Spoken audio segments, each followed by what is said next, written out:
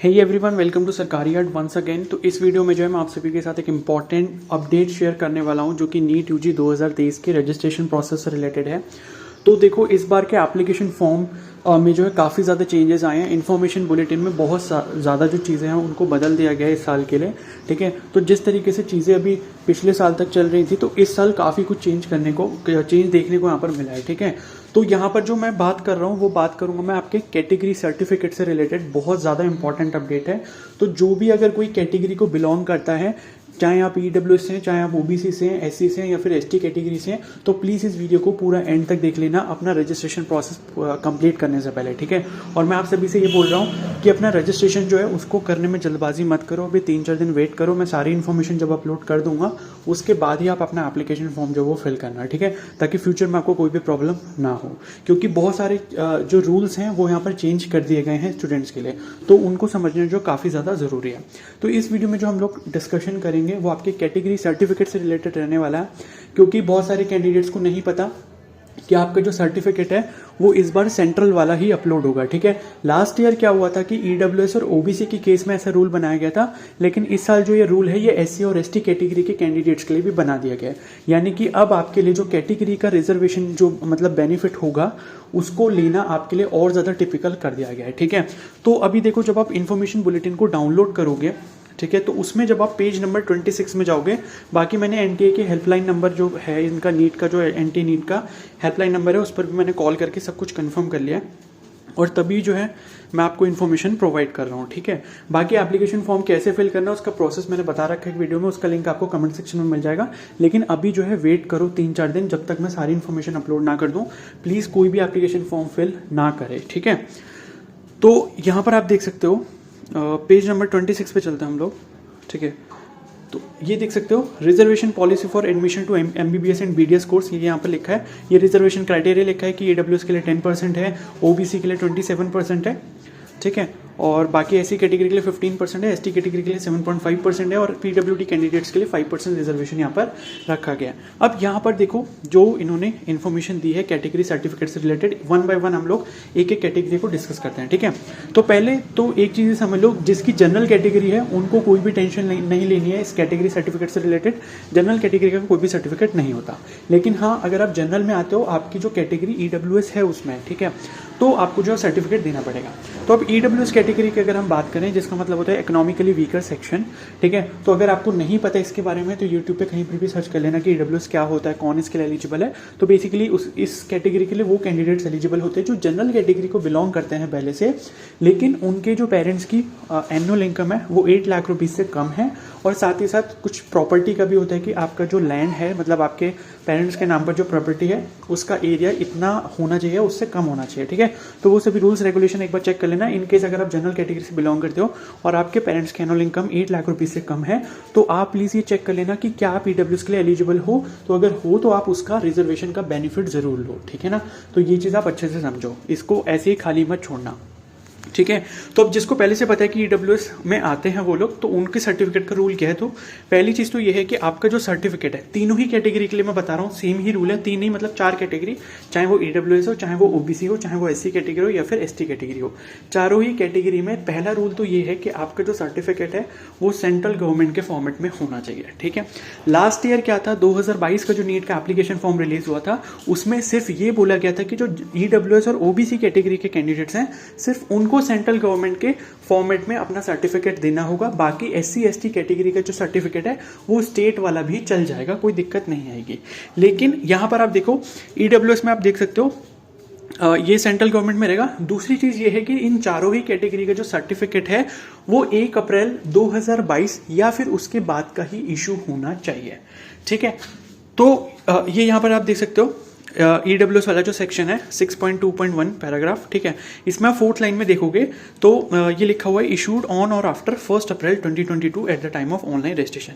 तो देखो, अभी रजिस्ट्रेशन की लास्ट डेट में 1 मंथ है। अगर आपके पास आपका सर्टिफिकेट इनकी रिक्वायरमेंट के तरीके से नहीं है तो पहले सर्टिफिकेट बनवाओ, उसके बाद अपना एप्लीकेशन फॉर्म फिल करना।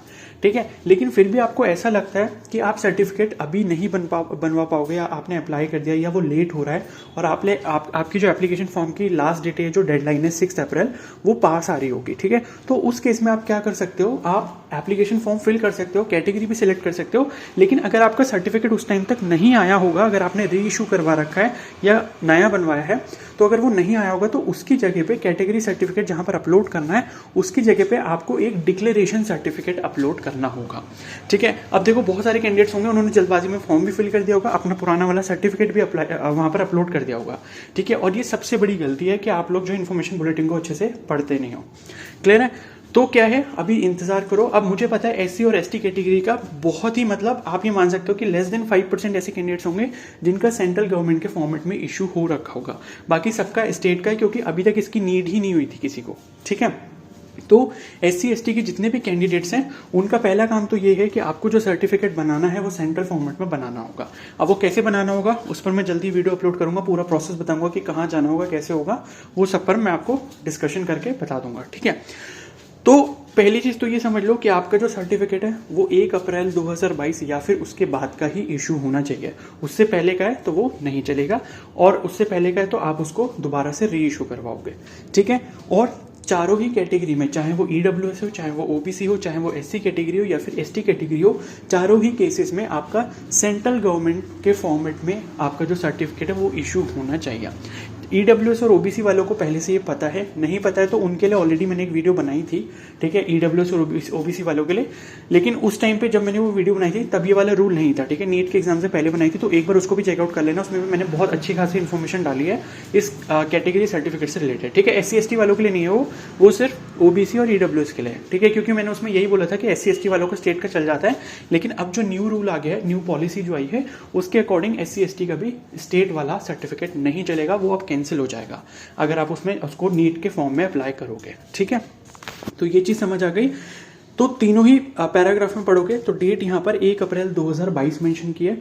तो अगर आप किसी भी कैटेगरी में से हो, इनमें से 4 में से ईडब्ल्यूएस, ओबीसी, एससी या फिर एसटी, तो पहली चीज तो ये ध्यान रखो, आपका सर्टिफिकेट सेंट्रल गवर्नमेंट के फॉर्मेट में इशू होना चाहिए, ठीक है। इस पर मैं जल्दी वीडियो अपलोड करूंगा कैसे बनेगा, ठीक है, और कहाँ से होगा, सब चीजें प्रोसेस पूरा मैं बता दूंगा, ठीक है। तो चैनल को जरूर सब्सक्राइब कर लेना और बेल आइकन को भी प्रेस कर लेना, ताकि जैसे ही मैं वो वीडियो अपलोड करूँ उसका नोटिफिकेशन आपको मिल जाए, ठीक है। दूसरी चीज ये है कि आपका अगर सपोज सर्टिफिकेट आप अप्लाई कर देते हो, और अप्लाई इमीडिएटली करना, ठीक है, मैं अभी 1-2 दिन में वीडियो अपलोड कर दूंगा कैसे करना होता है।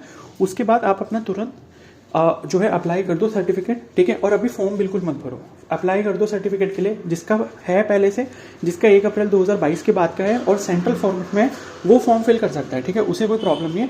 लेकिन जिसका नहीं है या जिसका सेंट्रल का भी है, वो एक्सपायर हो चुका है, 1 अप्रैल 2022 से पहले का है, तो उसे भी री इशू करवाना पड़ेगा, या जिसका स्टेट गवर्नमेंट के फॉर्मेट में उसको सेंट्रल वाला बनवाना पड़ेगा, ठीक है। तो इन सब में टाइम लगेगा, तो आपको अभी एप्लीकेशन फॉर्म नहीं फिल करना है, ठीक है। कब फिल करना है, जब आपका सर्टिफिकेट आ जाएगा।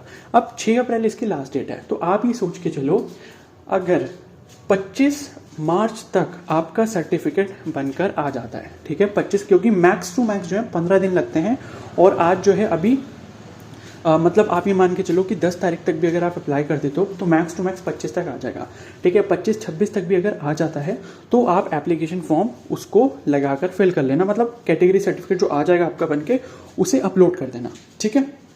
अब इनकेस क्या होता है कि 25 से 26 तारीख तक भी आपका सर्टिफिकेट बनकर नहीं आता, और आपको ऐसा लगता है कि मेरा सर्टिफिकेट थोड़ा सा डिले हो रहा है, बाद में आएगा, अभी नहीं आ पा रहा, तो क्या करो, 25-26 तारीख तक वेट करने के बाद एप्लीकेशन फॉर्म फिल कर लेना।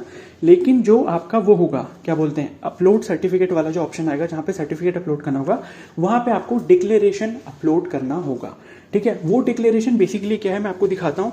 यहाँ पर नीचे की तरफ चलते हैं, तो डिक्लेरेशन एक फॉर्म है, ठीक है, इसको ओपन होने देते हैं, ठीक है। आई थिंक ये थोड़ा और नीचे होगा, ठीक है, तो मैं आपको दिखा देता हूँ। इसी इन्फॉर्मेशन बुलेटिन में डिक्लेरेशन है, और उसका प्रिंट आउट वगैरह चाहिए होगा, मतलब मैं आपको उसकी डायरेक्ट कॉपी भेज दूंगा, ठीक है। वो सब मैं बता दूंगा कैसे फिल करना होगा, ठीक है। ये तो स्क्राइब के लिए है, ये डिसेबिलिटी सर्टिफिकेट है, हाँ, ये आप देख सकते हो, ठीक है। और एक चीज़ मैं अगर बताऊं आपको कि अगर आप सर्टिफिकेट नया बनवाओगे अपना सेंट्रल वाला, तो आप इनका भी फॉर्मेट ले सकते हो, ठीक है। लेकिन ज़रूरी नहीं है कि इनका फॉर्मेट ही चलेगा, मतलब अगर सेंट्रल का कोई दूसरा फॉर्मेट भी है तो वो भी वैलिड होगा, ठीक है। लेकिन अगर आप नया बनवा रहे हो और आप जहाँ पर भी बनवाने जाते हो सर्टिफिकेट के लिए, तो आप उनको ये वाला फॉर्मेट दे सकते हो, ये वाला फॉर्मेट दिखा सकते हो कि सर हमारा ये वाला फॉर्मेट में आप सर्टिफिकेट हमको बनवा कर दे दीजिए, ठीक है। तो ये देख सकते हो, ये जैसे लिखा है declaration by the candidate in lieu of general EWS certificate, ठीक है। तो सपोज आपका सर्टिफिकेट नहीं आया, उस केस में आपको डिक्लेरेशन अपलोड करना पड़ेगा, और ये डिक्लेरेशन ये बोलता है कि मैं ईडब्ल्यू कैटेगरी से बिलोंग करता हूँ, मेरा सर्टिफिकेट अभी अरेंज नहीं हो पाया है और कुछ दिन में अरेंज हो जाएगा, और मैं इसको जो हूँ काउंसलिंग से पहले पहले या काउंसलिंग तक, जब काउंसलिंग स्टार्ट होगी तब तक जो है मैं इसको अरेंज कर लूँगा, ठीक है। और अगर मैं अरेंज नहीं कर पाया तो मेरे को कैटेगरी का बेनिफिट नहीं दिया जाएगा, ये पॉइंट इसमें यहाँ पर मेंशन किया है, ठीक है। तो बेसिकली करना होगा, इसका पेज का प्रिंट निकालना है, जिस भी कैटेगरी का आप अप्लाई कर रहे हो तो उसका आप डिक्लेरेशन निकाल लोगे, उसका प्रिंट निकालने के बाद इसको अपने पेन से फिल करना है, फोटो लगाना है इसमें, और उसके बाद वहाँ पर जो आपका कैटेगरी सर्टिफिकेट अपलोड करने का जहाँ पर ऑप्शन आएगा, ठीक है, वहाँ पर इस पेज को स्कैन करके अपलोड करवा देना है, ठीक है। तो ये ईडब्ल्यूएस के लिए दे रखा है डिक्लेरेशन, इसके नीचे ये ओबीसी कैटेगरी के लिए डिक्लेरेशन दे रखा है, ठीक है, और इसके नीचे SC/ST का डिक्लेरेशन यहाँ पर दे रखा है, ठीक है।